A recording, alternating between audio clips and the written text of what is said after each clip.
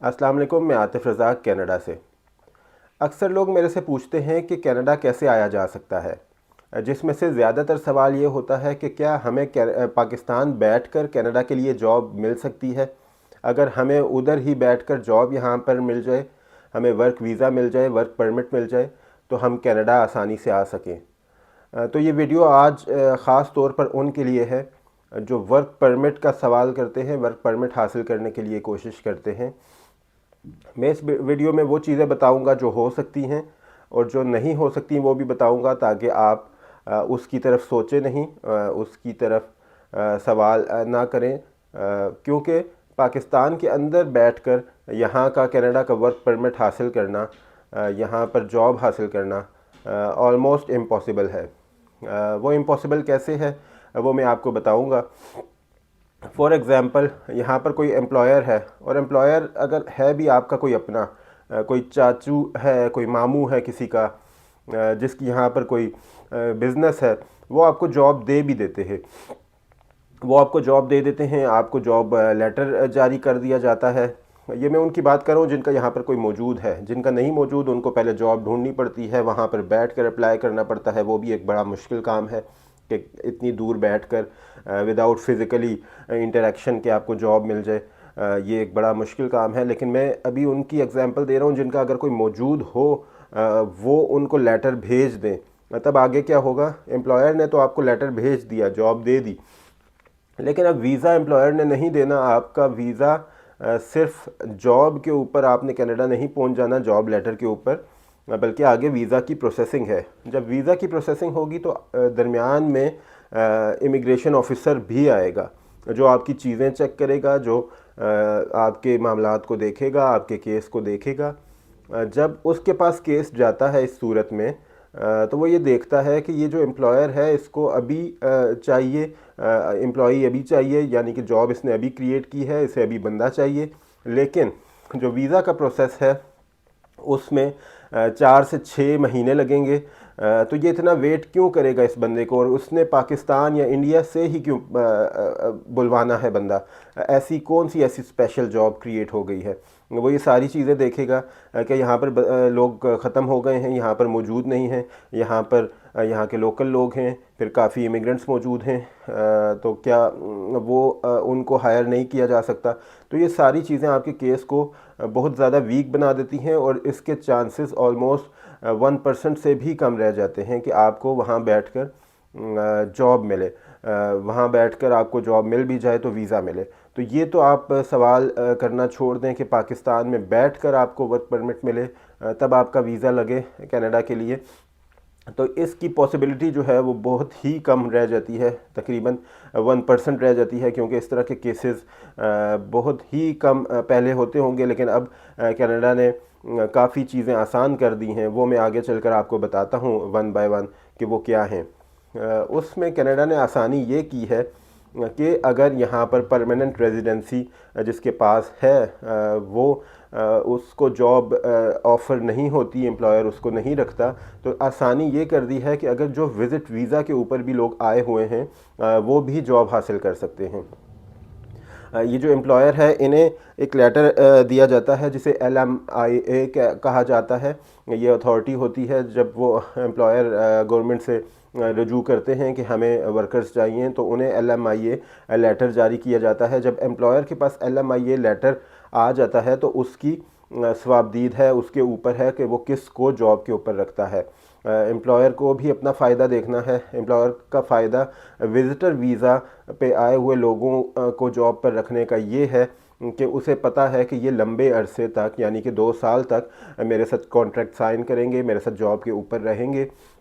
क्योंकि यहाँ के जो लोकल लोग हैं या जो जिनके पास ऑलरेडी PR मौजूद है, वो जॉब स्विच करते रहते हैं, वो कोई बाउंड नहीं होते एक जॉब करने के लिए।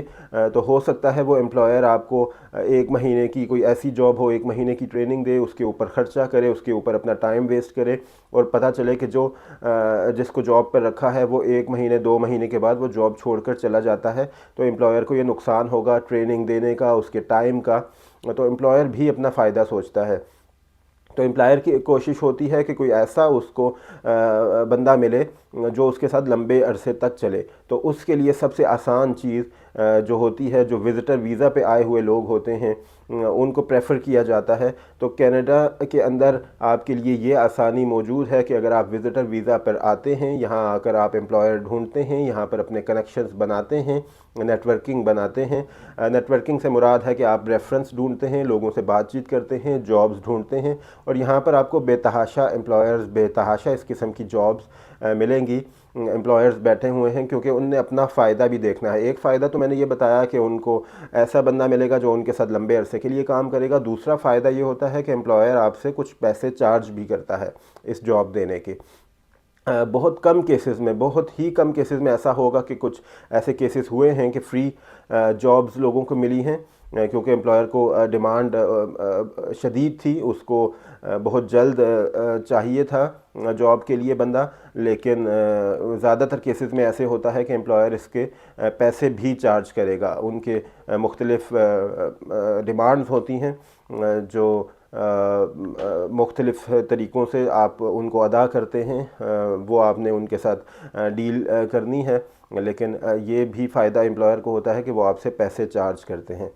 तो ये वर्क परमिट हासिल करने का एक आसान तरीका है, अगर विज़िट वीज़ा के ऊपर आया जाए, कनेक्शंस बनाए जाएं अपनी फ़ील्ड के अंदर, क्योंकि यहाँ पर बेतहाशा ऐसी फ़ील्ड्स हैं जिसके ऊपर लोगों की कमी है, जिसमें टेक्निकल फील्ड्स हैं, यानी कि प्लम्बिंग है, इलेक्ट्रीशियन है, इवन एग्रीकल्चर की फील्ड्स हैं।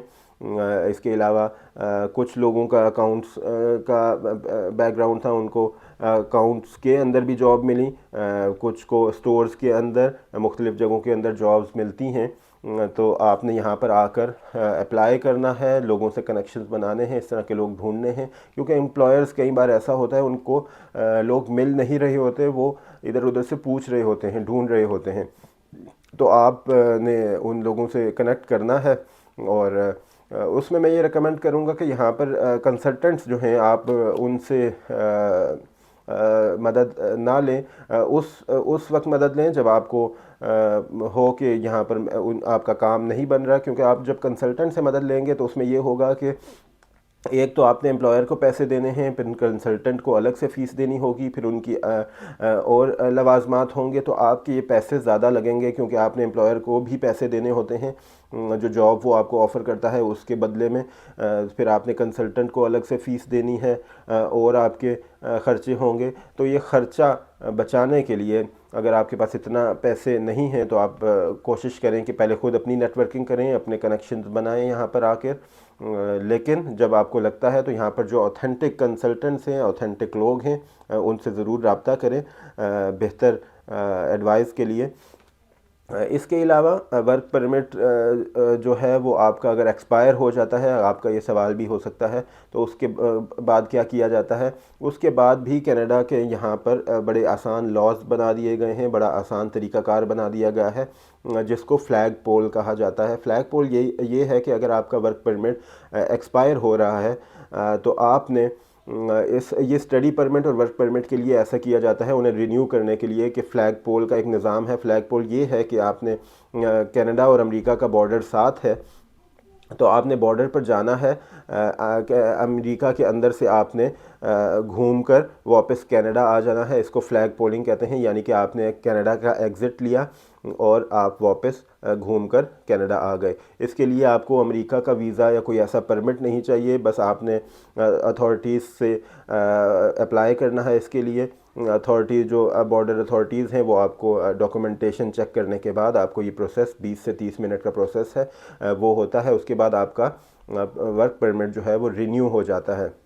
ये बॉर्डर जो है ये कनाडा और अमेरिका का, पाकिस्तान इंडिया के बॉर्डर की तरह नहीं है कि आप उसमें कदम नहीं रख सकते, बल्कि ये फ़्लैग पोल का निज़ाम इसीलिए बनाया गया है, ये आसान निज़ाम है कि आप ने अगर अपना वर्क परमिट या स्टडी परमिट रिन्यू करना है तो आप एक चक्कर अमेरिका का लगा कर आते हैं, यानी कि कनाडा से एग्ज़िट लेते हैं और फिर वापस कनाडा की तरफ आ जाते हैं। तो ये आपके वर्क परमिट रिन्यू करने के लिए एक प्रोसेस होता है। इसके अलावा आपका सवाल होगा कि फिर पीआर कैसे हासिल की जा सकती है, क्योंकि आपने सारी ज़िंदगी वर्क परमिट के ऊपर नहीं रहना। पीआर का मतलब है कि यहाँ की परमानेंट रेजिडेंसी जब आपको पीआर हासिल हो जाती है तो आपको बाकी बेनिफिट्स भी हासिल होते हैं जो गवर्नमेंट आपको देती है, जिसमें आपके बच्चों की स्कूलिंग है, आपके हेल्थ इंश्योरेंस है, बाकी मामलात हैं।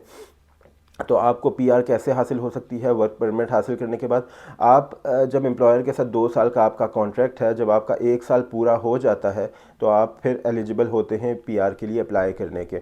उसके 1 साल के ठीक 1 साल के बाद आप पीआर के लिए अप्लाई कर सकते हैं अपने काम के। जब आप पीआर के लिए अप्लाई करते हैं तो टोटल जो प्रोसेस है पीआर का, जो आपकी एप्लीकेशन प्रोसेसिंग है वो तकरीबन 6 महीने की है। यानी कि आपके कनाडा लैंड करने के बाद तकरीबन 1.5 साल के बाद आपको पीआर मिल जाती है कनाडा की। तो ये एक तरीका है, ये आसान सा एक तरीका है जो मैंने उन सवाल करने वालों के लिए बताया जो पूछते हैं कि वर्क परमिट कैसे हासिल किया जा सकता है। तो पाकिस्तान में या इंडिया में बैठकर वर्क परमिट हासिल करना तकरीबन नामुमकिन है, इसलिए आप उसके बारे में ज़्यादा ना सोचें। लेकिन ये एक तरीका है कि आप अगर विज़िट वीज़ा पर आते हैं, आप यहाँ पर आकर काम ढूंढते हैं, यहाँ पर आपको बेतहाशा एम्प्लॉयर मिलेंगे जो आपको काम देने के लिए तैयार हैं, क्योंकि मैंने आपको बताया उनके भी फ़ायदे हैं इसके अंदर। तो अगर आपको काम मिल जाता है तो फिर इस प्रोसेस के थ्रू आप पीआर के लिए जा सकते हैं। तो उम्मीद है आपको ये वीडियो पसंद आई होगी। आपको कि अगर और कुछ सवालात हैं कैनेडियन वीज़ा के हवाले से, कैनेडियन इमिग्रेशन के हवाले से, कैनेडियन ज़िंदगी के बारे में, कनाडा में क्या हालात हैं, जॉब्स के क्या हालात हैं, आप हमसे पूछ सकते हैं। आप हमारे चैनल इन्फो हट को फेसबुक के ऊपर लाइक करें, फॉलो करें, यूट्यूब के ऊपर सब्सक्राइब करें, लोगों के साथ शेयर करें। इंशाल्लाह मुलाकात होगी अगली किसी वीडियो में। अपना ख्याल रखें। अल्लाह हाफिज़।